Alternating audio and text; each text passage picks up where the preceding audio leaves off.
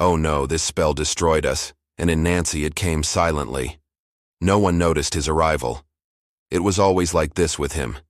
He wove his plans like a web hidden from view in the shadows, and then with a simple knot he could bring down an entire village. From the inside, don't forget to like, subscribe to our channel, and share your comments with us. It motivates us enormously. Once upon a time in the heart of Africa there was an isolated village surrounded by aluminum forest. In this village the inhabitants had lived in harmony with nature for years. But what differentiated them from other villages was the legacy of a terrible event that had occurred in the past. The oath never to practice magic. Centuries before a powerful sorcerer had cast a spell. At the request of a heartbroken woman, she wanted to bring her dead child back to life. The sorcerer had agreed to help her, but he had not mentioned the price to pay. The child had returned, but silent, without emotion, devoid of humanity. That same day, black clouds had gathered above the village. The rain had stopped. The earth had cracked. No grass grew anymore. No seeds germinated. The animals no longer gave birth. Once full of life, Andalus was transformed into a silent cemetery. The desperate villagers begged the sorcerer, but he had already disappeared. For 7 years, every child born was either sick or mute. The trust had disappeared between the people. The brothers and sisters turned their backs on each other, and in the middle of it all, every night a deadly silence weighed on the village. The earth, the air, and the weather seemed to have taken their revenge. Finally, an ancient wise woman, Nara's grandmother, who lived as a recluse on the top of a mountain, came down to the village. With dry leaves in her hands, she knelt on the ground and whispered, "If you give up magic, the earth will forgive you," she said, "and the spirits will speak again." From that day on, magic was forbidden. The sorcerer's name was never spoken again. The woman's child was buried again. The curse disappeared, but what had happened remained in the village's memory. The fear was passed down from generation to generation, and everything that had to do with magic, even the merest whispers, was written. From that day on, every child on the day of their 10 took an oath. "I promise never to practice magic, neither in the shadow nor in the light, neither on purpose nor by accident. My soul will remain pure." Rala was a young girl who grew up under the shadow of this oath. Her mother had died when she was only a baby, and her father had quickly remarried another woman. Her stepmother, although with a respectful, measured, and elegant appearance to the outside world, showed her true face behind closed doors. She gave Rala no love, reprimanded her loudly for the slightest mistake, and charged her with the hardest work in the house. On cold nights, the warmest blankets enveloped her own children, while Rala had to make do with thin fabric. But she found her warmth elsewhere. Rala was a very beautiful girl. Her coppery skin resembled the morning light. Her calm and deep eyes reflected the sky before a storm. Her long hair hung in a thick braid down to her lower back. Her voice was soft and fluid like water. When she spoke, people turned to listen to her. She was known for her serenity and altruism. She carried baskets from the market for the elders, told legends to children, and watched over the sick until dawn. Everyone respected her and found a sense of peace in her presence. But this light that Rala carried, they always tried to extinguish it in her own house. Her stepmother was jealous of the compliments that Rala received outside, refused to let her wear beautiful clothes, and when she braided her hair, she reprimanded her, saying, "Don't act interesting." She even despised her silence, but Rala never the kindness that she carried in her heart. She did not speak. She did not complain. Yet in this silence was a peace that everyone dreamed of hearing. There was only one thing that warmed her heart. Kai Kai was the bravest and most respected warrior in the village. Despite his young age, he was recognized for his rare ability to balance his agility, intelligence, and suppressed anger. He was the only son of a wealthy and respected family. His father was one of the village's food managers, and his mother was a renowned healer. Kai had inherited both compassion and a sense of responsibility from his parents. His appearance was just as impressive as his soul. His broad shoulders, his upright posture, and his deep dark brown eyes did not go unnoticed. His hair was cut short but always well groomed. When he smiled, deep dimples appeared on his face. and he radiated a reassuring warmth that inspired confidence in those around him. Not only was his strength admired in combat, but he was also seen playing with children, helping the elderly, or watching over the sick. His free laughter and confident gait caught everyone's attention, but his heart belonged to someone else. Luma, Rala's cousin, with her bright clothes, her loud laughter, and her full movements. Luma's assurance dazzled Kai. But this interest would gradually transform into something very different. One night, as the shadows lengthened under the moonlight, Rala discreetly followed Luma. She was heading towards the forbidden edge of the village in the darkest place of the forest. In her hand, she held a small faded purse, and in her pocket, a folded cloth. She stopped, knelt and dug a hole in the ground. She took out a small wooden figurine, a sculpture that resembled Kai. She surrounded the figurine with red thread, then took a black powder which she poured around. Then from a small container, she poured water and began to murmur softly. "Let your eyes turn towards me, let your heart awaken for me, your name is bound, your soul belongs to me." Rala's heart was pounding.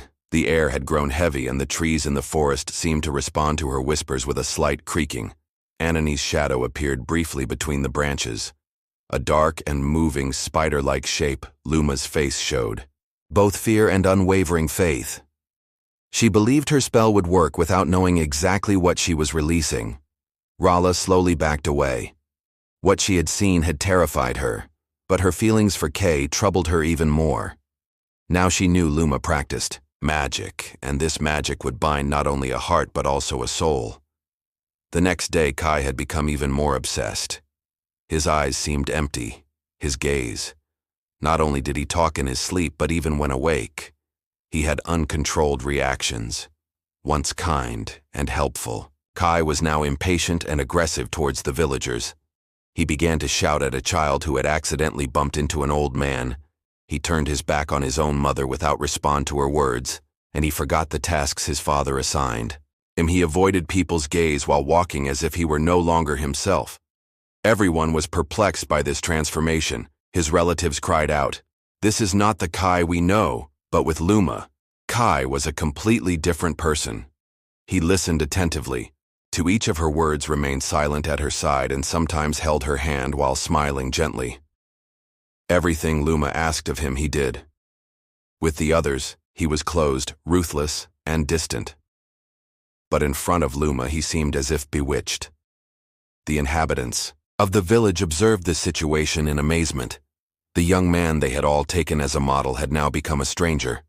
That night Rala heard a voice in her dream. "If you want, I can break her spell, just say yes." It was Anani's voice. But Rala refused.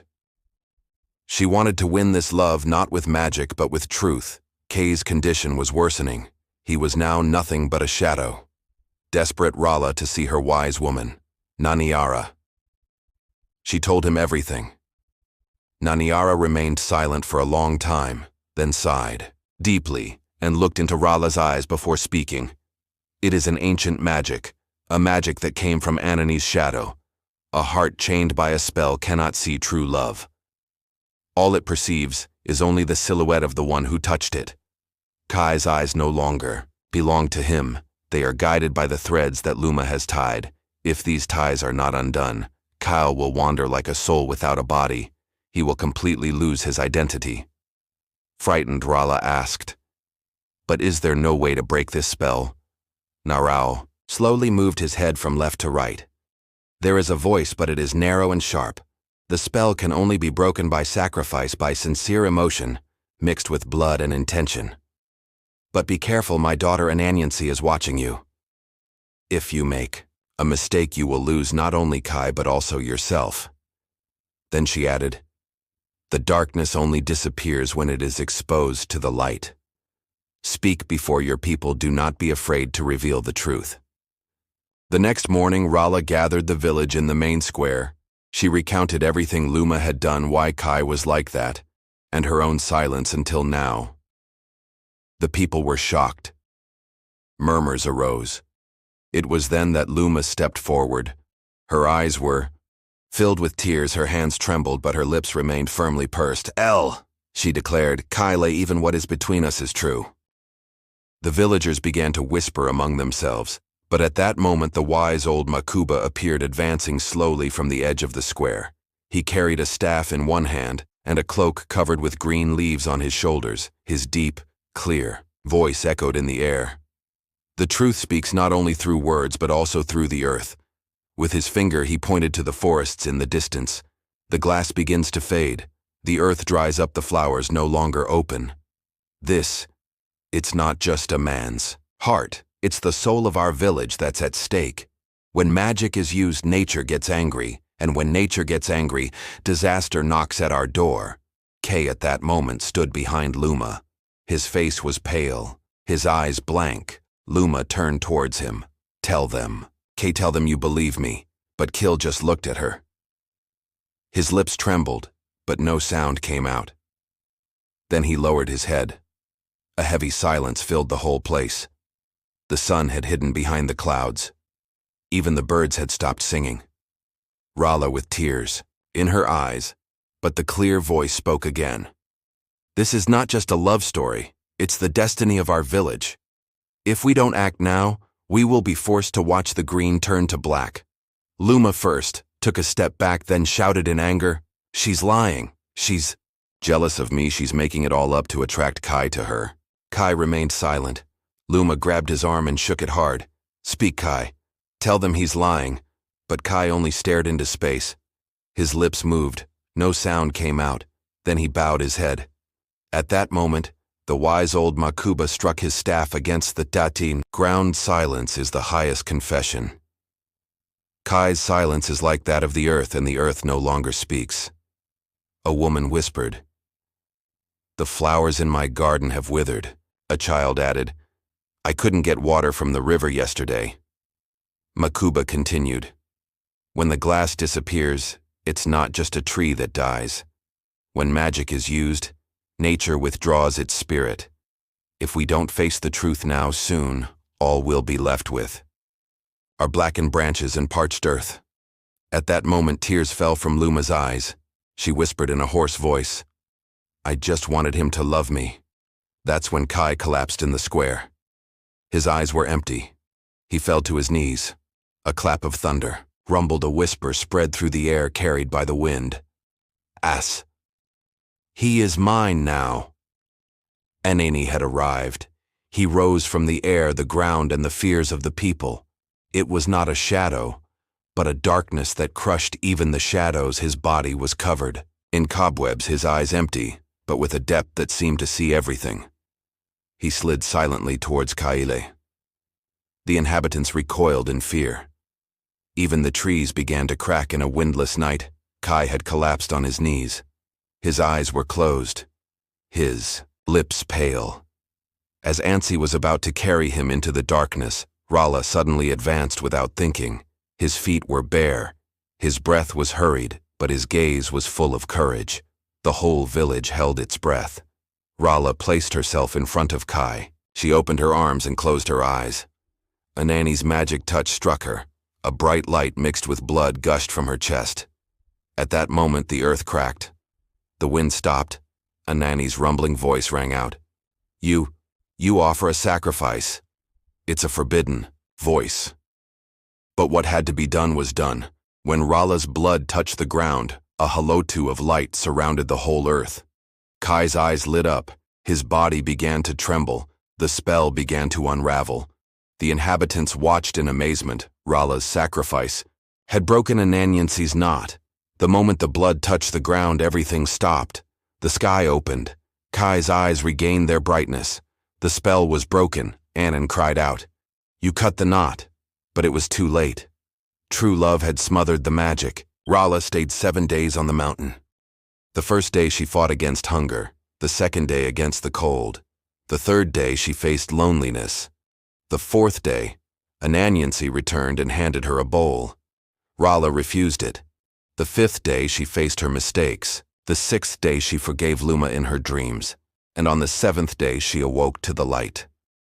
When she returned, she was no longer the same. She was no longer a silent maiden, but a voice. The people called her the Protector, because she had not only undone a spell, but also cut the subtlest knot of darkness. Fear. In the village square, silence reigned. Then someone emerged from the crowd. Kai slowly, with hesitant steps, he advanced towards her. For the first time, his eyes were clear, purified of any spell. He approached Rala and bowed his head. Then gently he took her hand. At that moment there was no murmur or applause, only a silent understanding. A sincere and authentic love began to blossom for the first time, neither based on magic nor on expectations, only a deserved closeness. After the events, Luma disappeared for several days. Without a sound, without a goodbye, she left the village. The last to have seen her, a child, said that he had seen her walking in the forest without ever looking back. A broken heart, like a shadow woven with regret, had faded behind her. And to Nancy he withdrew silently again. But remember, he's always watching. Magic doesn't just take your wishes, it takes you too, and sometimes the biggest price to pay is staying silent to be loved. Me.